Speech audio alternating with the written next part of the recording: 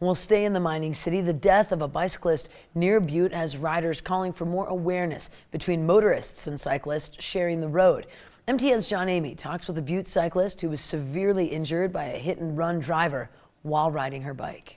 A recent deadly accident between a motor vehicle and a bicyclist in Butte has left one local cyclist with very mixed emotions.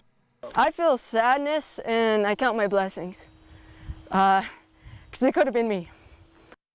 A 70-year-old Washington man died after he was hit by the side view mirror of a passing vehicle while cycling on Highway 2 Sunday afternoon.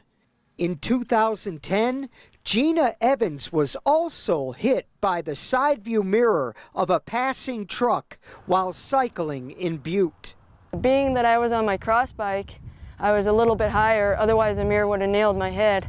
I did get whiplash, I did have 2 shoulder surgeries, punctured lung, broken ribs. Her incident and this recent tragedy remind cyclists and motorists that they have to safely share the road. People have to remember that we are owners of vehicles also, for the most part. We know the rules of the road, and I believe having patience will be less likely to create patience in the future. As a motorist, respect that bicyclists are a slow-moving vehicle and have the same right as a motorist would at a slower pace. She said cyclists must also take precautions. As you can see right here, there's a creek. There could be a car passing here. Otherwise, the cyclist would dump into the creek, and the car would have to pay attention to the person on the bike without sending them into the creek.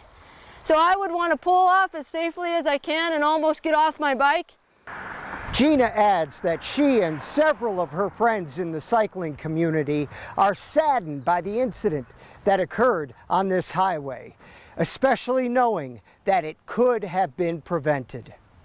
And I pray for all this person's loved ones and the effect that it takes on the cyclist community. You know, it hits different people literally hard, but especially for this gentleman to be on a tour on the divide, enjoying life, seeing nature, living it. In Butte, John Amy, MTN News. Some really great points to bring up there. And the Montana Highway Patrol is still investigating Sunday's fatal incident. The identity of the victim has not been yet released.